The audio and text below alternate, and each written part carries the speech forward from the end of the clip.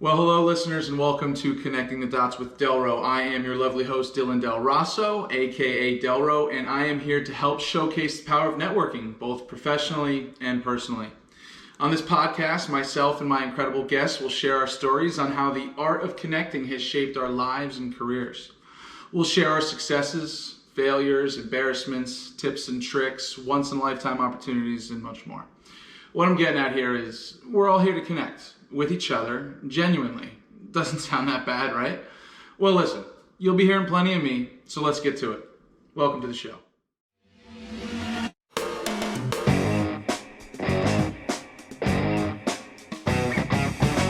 And welcome back. It's been some time since we have recorded, but we are excited to be here today on Connecting the Dots with DelRo, episode 8. I am joined by the highly motivated problem solver and co-founder and CEO of Dreamfield, Louis Pardillo. For those of you who live under a rock, Dreamfield is a marketplace for collegiate athletes to profit from their name, image, and likeness, or NIL, which is, of course, all very new for all of us, which is why we brought you here today, Louis. Welcome to the show, brother. How are you? Doing good. Thanks for having me. Absolutely, man. It's a pleasure to have you. I was looking for a reason to record another episode for everybody in my network. They know it's been a little while here, so couldn't think of a better guest to get back to it here.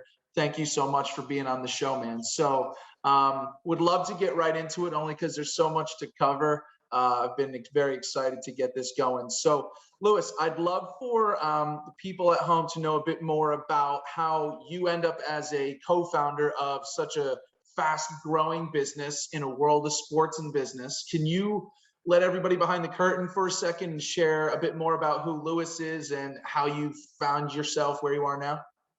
Yeah, no, it'd be my pleasure. So I guess most of my career I've worked in operations. I worked for Mama Bell, AT&T for many years in their headquarters, doing real estate, construction project management to, headcount analytics, learned a lot there. And then I actually ended up moving to New York City, working in real estate, multifamily, apartment buildings. And, that's actually where I learned a special niche of industry that I call compassionate capitalism, which is really focused on how do you build a business solving real world issues and really helping people, but at the same time, building business out of it. And so we built micro apartments in New York City, which I'm sure, as you know, where you're based, it's extremely expensive and price prohibitive for most people.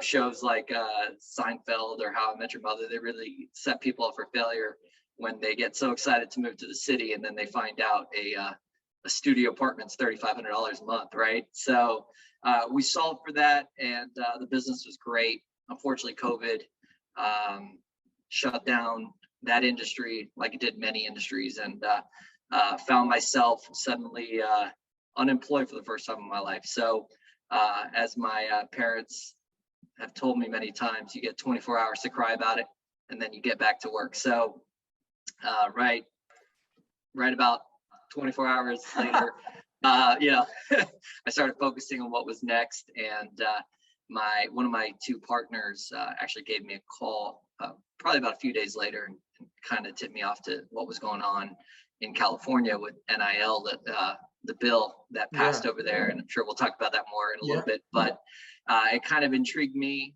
seeing there was an opportunity for a new industry to really help people and really solve for a problem that's been a problem that's lasted way too long. And so, that's basically where we're at today. That's fantastic, man. Now, listen, let me tell you, you mentioned COVID kind of shutting down that opportunity for you with the micro apartments in New York City. Obviously everybody had to pivot, man. And I'm so happy for somebody who had to leave, didn't have to leave, but had left sports in the thick of this COVID situation. You miss it a little bit. And for those who you find themselves back in the industry or doing something as advanced as you are, you got no reason not to root for these people. So So happy you ended up where you are, man. So I wanted to ask you a little bit more about the NIL for the audience who might be a little bit more unfamiliar with this massive bill and the laws that were passed recently. I'm going to ask you for your expertise on the matter and break down just briefly what NIL is and how this new market's going to have an effect on the sports world, in your opinion.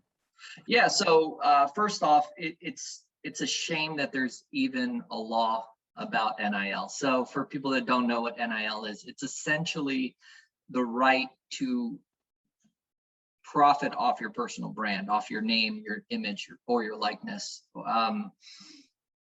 Every other adult in this country has the right to profit off their personal brand, except college athletes until July 1st. And so, I mean, we're talking even felons.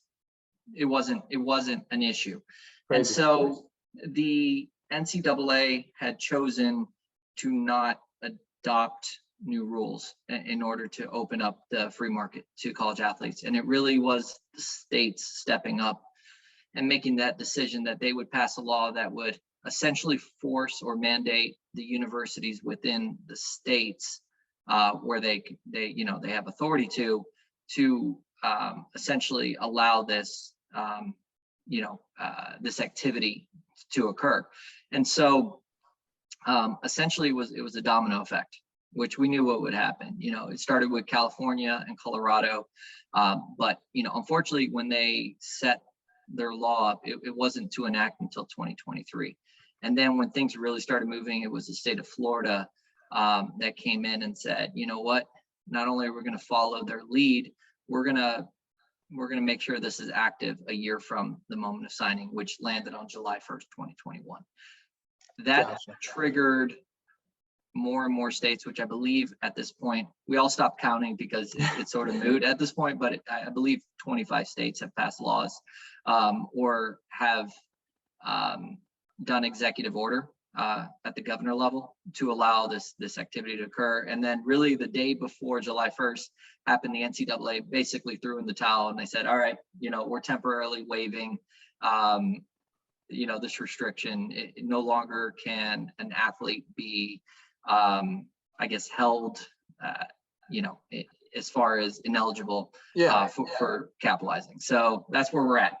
Wow. So I have to tell you, for somebody, I like to think I keep up on all this stuff, but I know I don't do a good enough job. I didn't know it came down to the wire like that. Not that it came down to the wire, but the fact that the NCAA just said, listen, let's do this the easy way, I guess, right? Essentially. Yeah. So that's good, I guess. So essentially, they had no choice. Once they realized the states were going to go live, there would have been an unfair recruiting opportunity for those states, right. For the schools within the states. So they really had no choice. And so, but they waited till the last moment, which of course created an issue with schools in states that never had really thought through operationally how they would enact right. NIL laws. So we're sort of sorting through that right now with a lot of different schools across the country. Well, I have to say, you gave me a good lead into this next question, because I wanted to touch on, and thank you for giving such a great explanation. I wanted to touch on where Dreamfield fits into all of this, and where do they fit into the equation since July 1st? And I can only imagine you're not sleeping too much. You guys have been full sprint mode. I know that. So tell us a bit more about where Dreamfield fits into the equation with these athletes now being able to monetize their name, image, and likeness on and off the field, court, whatever it might be. Yeah, no. So you mentioned a word earlier, pivot, which, yes, from a macro view, there was a pivot moving into this industry, but even within this specific industry, early on, we've pivoted based on what we're seeing, what the demand is driving. The place that we've found ourselves, which is really fortuitous for us, is groups have come to us for team deals, and that's become more and more popular. We did not intend for that. We're not complaining, But now we've become the go-to platform to support companies looking to, looking to work with athletes from a particular team or an entire school. So about a month ago, we announced a partnership with the NHL Florida Panthers, and they wanted to sponsor the entire female athlete population at Florida Atlantic University. And so as of this point, which we've closed out the campaign and we're going to be rolling that out as season begins here, we have, I believe, 105 female athletes that have participated in that offering. That is too cool. Yeah, it's really, really cool. And congratulations on that. Oh, thanks. I appreciate that. We're very proud of that one. It kind of goes into some of the negative comments that have come from the industry that this would be only for those Division I college football stars or basketball stars, and it's not the case. We're seeing more and more a lot of interest in female athletes and walk-ons, not just from Dreamfield's perspective, but from other companies that we're seeing making headlines. It's amazing. There's great opportunities. And what's interesting, and we might touch on this later in the show as well, but I'm so happy to hear that. And then, what, I did think so for a second too. I was nervous that it was just going to be the highest revenue generating sports was going to get all the love. Already quickly, it seems like even some of the sports that don't generate all the revenue for these colleges, golfers or, some of the smaller team sports, these athletes are still getting picked up and they're making deals. And that's very cool. So I wanted to pivot a little bit here. I've absolutely loved watching the endless amounts of opportunities that are presenting themselves for these student athletes across the country. What I love about it is it's allowing them to become entrepreneurs, right? You're giving these athletes opportunities to monetize this hard work that, the sport is all they know, right? For so many of these athletes. And to be able to make a business out of it in the real world, right? I mean, while still being in school, what can you tell us from the athlete's perspective on all this? Like, are they given the freedom to determine their price and scope of work, if you will, or how does all that kind of boil down? Yeah, so I think right now there's a shaking out of what is market rate. It's right now all over the place, right? So that's no different than any new industry where people are trying to understand what a precedent, is going to be set at. And so there's obviously a lot of excitement, but with that, there's also, I'm trying to make sure I phrase it correctly. No, it's all good. Take time. Learning pains. I guess is the best way to describe it.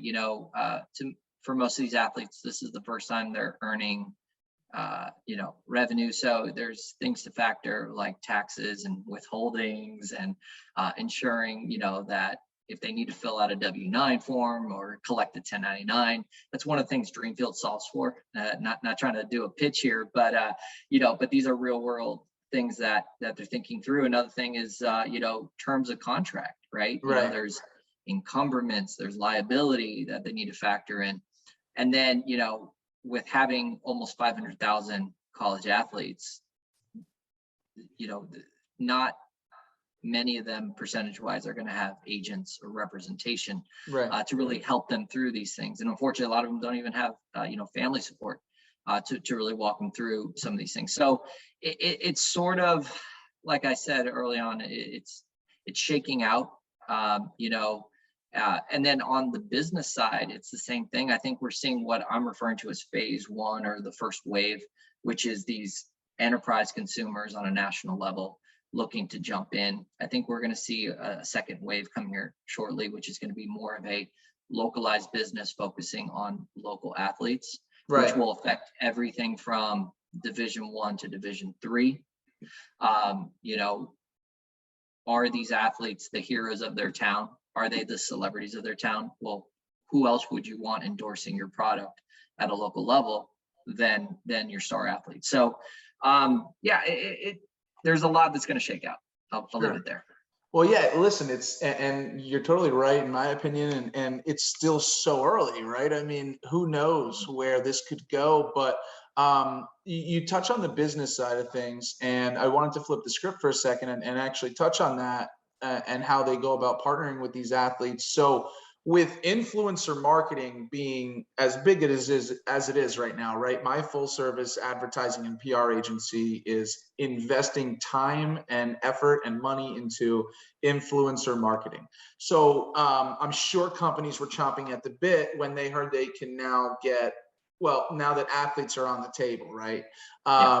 So what are a few examples of companies that Dreamfields partnered with some of your athletes? Yeah, so I'll start with the big fish that we are very proud to be partnered with, and that's Mercedes-Benz That's a nice USA. one, Lewis. Yeah, it's a great one. Well, we're very excited about that one, and you know, they knew early on they wanted to work with college athletes. They didn't exactly know in what capacity and how big they wanted to make it as part of their annual marketing budget. But we did our first campaign. Might be 2 weeks ago at this point. I'm not sure. Oh, this is still very fresh. Yeah, and it was out in Los Angeles.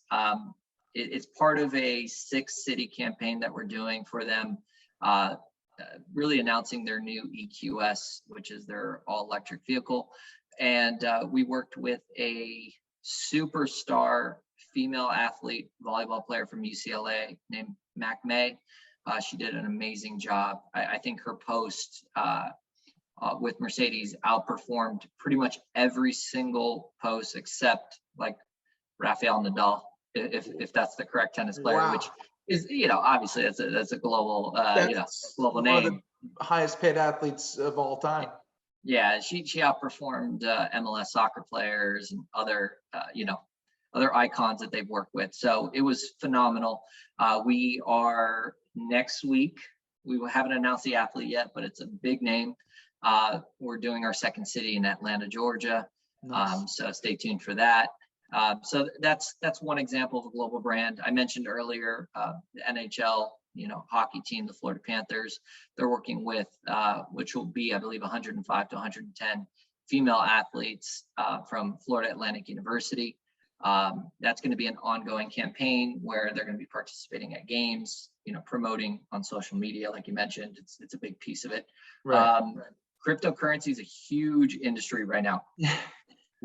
So if you're okay with it, I'd like to announce something that we just put the press release out literally 20 minutes ago.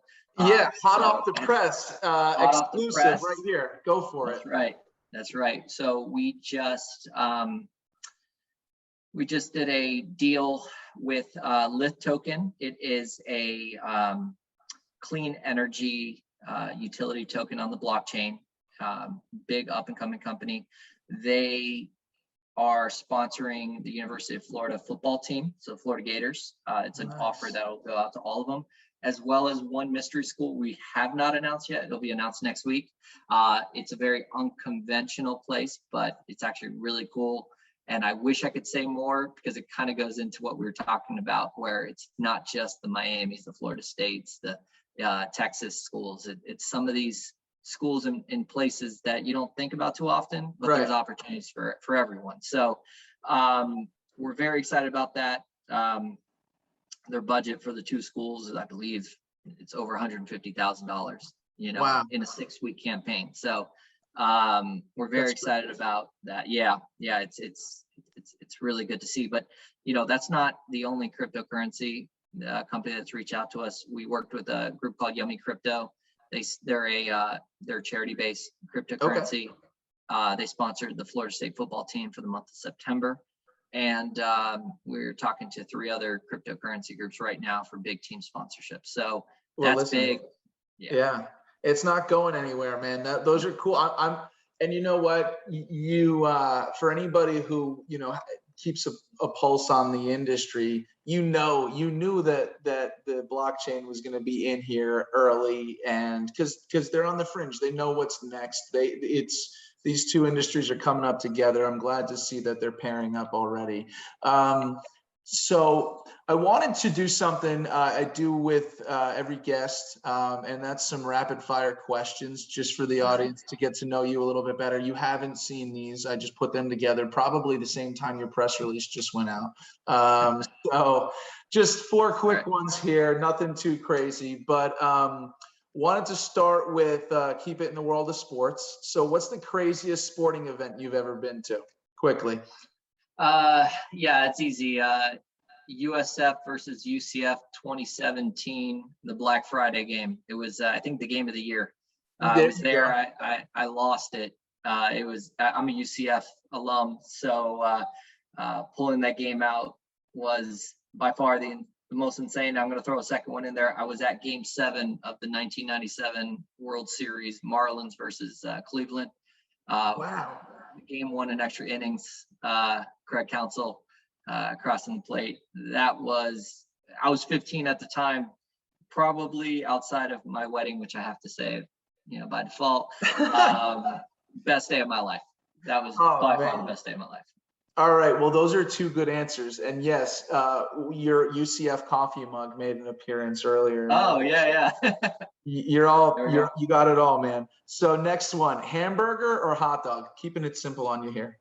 Man, I'm going to go hamburger there. It also depends on the occasion, right? Like if you're on the golf course, maybe it's a hot dog, but you know what? I knew most people lean on hamburger there. Favorite city. Now your hometown doesn't count, which if you want to give your hometown love, that's fine. But what's your favorite city outside of it? I'm going to go San Diego. Great choice. In Singapore. I went to Singapore. Singapore is awesome. I have to go check that out. It's like city of the future. I love it. But yeah, I mean, that's a tough travel to get out there. So I'd say San Diego. Yeah. San Diego is certainly my favorite city. Been out there a few times. All right, last one. Coolest celebrity you've ever met. Not the biggest, the coolest. Well, this goes to both. The Rock. Oh, yes. I'm so happy to hear that. I met him when I was like 16 in my hometown where I grew up. He used to work out at the gym over there down in South Florida. So met him once and I was like a little girl screaming like I saw a boy band. It was oh man. It was surreal. Yeah. Was that when he was Kane? Was he in school down at Miami? No. I'm not that old. No, he was wrestling at the time. So he was in the WWE. So that was like 99, 98. So he was already the Rock. Yeah. Gotcha. Yeah, listen, my WWE knowledge is obviously not great. So sorry to mess up the timeline. But hey, thank you for being a sport. No worries. Thanks for being a sport with the rapid fire questions. So yeah, man. We'll get back into it here. We're actually getting toward the end of the show, and I wanted to ask, and you mentioned this earlier, but I want to really pick your brain on it. So not to make things about me, which I love doing, but I did want to say I do feel a bit robbed having only missed the cut on all this by 5 years. I was a college athlete myself, a Division III college pitcher at Misericordia University, which everybody knows, I'm sure by now. But with that being said, I can't help but feel as if I would be chewing up all the local businesses in little Dallas, Pennsylvania. Although I'm not chewing up the innings on the field, right? I was not the all-star on the Cougar baseball team, but the salesman in me, the entrepreneur, I couldn't help but feel like I'd find a way to make a deal. So my question to you, Louis, is do you see opportunities really presenting themselves to these athletes at the smaller schools, D2, D3, in the middle of nowhere? And is it always going to have to be the all-star player, or can a kid with a smart business sense and a personality really shine through and find some opportunities here? Yeah, so look, it's a loaded question because NIL is more than just doing social media campaigns, right? Yeah. Or autograph sessions. I can't remember the school, but some athlete out in Tennessee, he's also like an aspiring country music singer. So since the NIL law changed, which it's ridiculous that was even restricted from selling country albums, country music albums, he's been selling that, his music. There's been athletes doing art that are really talented in graphic design or just traditional art that are now able to monetize themselves off that.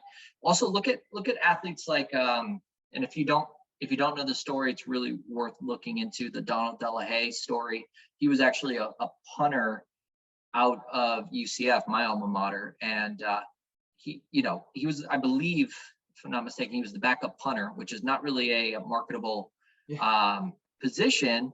However, his social media following was huge, and so he started making content on YouTube. And I'm not going to go into the whole story because it's absurd what they did to him. But essentially, he had to choose between his YouTube channel and playing football, and he chose the YouTube channel. And last I checked, which it's been probably 6 months, but he had over 3 million followers on YouTube. And I mean, the guy's killing it. And Wow. He made the right choice, but it sucks that he had to make a choice. It's like it's unfortunate that he had to make that choice. But I use that as an example that it's not just the quarterback. I mean, does that tap into Division II, Division III? No, but like I mentioned earlier, we're in the first wave right now. It's the Gatorades, the Nikes, the Mercedes-Benz that are, pulling out the big budgets to work with the bigger athletes, or even the team deals. You're going to see the local pizza shop, the local restaurants, the car dealerships working with the athletes in their area that are local celebrities. It's going to happen if it's not already happening now. Right. We're more focused on enterprise just based on the way the industry came to us, but it's inevitable. It only makes sense. So great. So you made me think here as you were explaining that, with myself, right, in my current position, VP of sales in advertising and public relations, right, being this full-time connector, with influencer marketing being as big as it is right now, that request is coming in hot. We're hearing that all over the place. And our clients that are in industries that maybe you wouldn't have ever thought that there would be an interest like that, supply chain and logistics, right? For me, I never would have thought influencer marketing was going to find its way over there. It has, it's there and it's working. So it's craziness. And I wanted to maybe ask you how somebody like myself or an agency or anybody in media would work with somebody like you. Like let's say my local client wants to book an athlete. Do I just send them to you, or we would work with the agency together? How does that work? Yeah, look, when it comes to an agency, we understand that and we're actually doing this with Mercedes-Benz. So we're working with their primary third party that manages social media and live events. And, it's great. It's a great relationship. We're sort of the three groups are working together to coordinate. It would be the same thing with an ad agency where, probably the vision is going to come from the client. The ad agency is going to assist in actually rolling out what the campaign requirements are, what they're looking for, the terms, helping us with drafting the agreements that are specific to their campaigns. And then it's really up to us to go out, procure the athlete, get everything flowing through our system, from payments to tax documentation to compliance. We handle everything so that the client, whether it be the ad agency in this scenario or the actual main client themselves, it's little work for them. They just have to tell us what they're looking for the athlete to do, and then we go ahead and we push out the campaigns, we monitor the activity, and then, like I mentioned earlier, when the campaign ends, we handle the payment, we handle the tax documentation, everything like that. It's fantastic. And you mentioned something that, having worked in a college athletic department myself for 3 years, the word just gives me the shivers: compliance. Now, just even through this episode and this recording here, you've made it clear that there's obvious hand-holding that's needed, right, on this first wave of everything. And that's why you guys, I think, have put yourself in such a good position. So with that in mind, as well as compliance, what would just be some, off the cuff advice to some of these athletes who maybe are hesitating to do something like this, or what would your advice be to college athletes right now thinking about NIL? In regards to compliance, or in regards to Just in doing general, activity? but yeah, anything to look out for. Definitely, if there was something specific to touch on in compliance, for sure, but also just in general. Yeah, look, first thing that I would tell them to look out for is one-sided contracts. When you're not represented, when you don't have the experience on redlining agreements and reading through, those terms, you tend to just look at what the financial implications are. And so be wary of contracts that are coming from a client. One thing that we do is we don't allow clients to create and draft agreements. We actually have our templates. Obviously, we work with the clients to adjust, but we're always looking out for the athlete's protection. And so we have clauses in there that we do not bend on. We're very strict on that. Payment, there's a lot of scams out there. So there's a lot of companies that'll reach out to an athlete on Instagram or, some DM on a social media, and then offer them payment to do social media posts. But what happens is once they do the post, then those people disappear and they'll never collect payment and the work's already done. So keep in mind for that. Third thing is, I highly recommend that, if you're getting a lot of activity, you may want to incorporate yourself, may want to potentially look into getting some insurance to protect yourself. There's a lot of bad people, nefarious people out there. But work with a reputable company like Dreamfield that's looking out for the athletes, that's acting as a true third party, administering payment, administering taxes, and of course that's the last one. Make sure you're paying your taxes at the end of the year. That's the most important thing. Ideally, you would withhold funds throughout the year. Look, I even find myself having trouble doing that at times, and I'm pushing 40, so I know that's a tough thing, but keep in mind that you will owe taxes, and that's very important. And then, I'll throw in one last one in there is disclose to your school. Work with your compliance department. I will say that from July 1st to now, it's been a big shift in how the compliance and the administrations are viewing NIL. They were extremely territorial and standoffish at the start, and now they understand the industry and they understand the importance of their athletes succeeding in this space. And so they're willing to, in most cases, they're willing to assist. They're willing to make sure that you're doing it the right way. And so just work with the school, and ask them for advice. Listen, that was not a place to spare details, so I'm very happy that you did. That's really helpful, man. And I'm just thinking that I was sitting in their seats again just 5 years ago. So and a lot of that rang true to me. So with us coming toward the end of the show, Lewis, before we wrap up here, I'd love if you could tell us what is next for you and for Dreamfield, and what should we be on the lookout for? Yeah, so one thing that's really big for us is identifying as a true agnostic marketplace. We are not here to take an agent or marketing rep's role. We love the agents. We love the marketing reps. They have a very important role. And so in order to continue down that path of working together with them, we're actually rolling out what we're calling our agency CRM tool. It should be launching in about a month. We'll be doing beta testing with a group of about 10 agents and marketing reps around the country. And so what's important about this is it allows the agents to manage their clients using our platform. Wow. And, the biggest pain points that we're hearing from agents is collecting payment from clients, chasing them down for tax docs, the 1099s at the end of the year. All of the pain points. That's what our platform does. We handle all of that processing. We're integrated with one of the best contract softwares in the world, one of the best payment processing companies in the world. We've integrated with multiple compliance softwares that represent schools, so athletes don't have to submit paperwork. We do it on their behalf. Our platform is there to be the ultimate processing machine really in the space. And so now the next evolution is to get the agents and the marketing reps involved to help their clients out. So that's what's coming next. We're super excited about it. It's keeping us busy.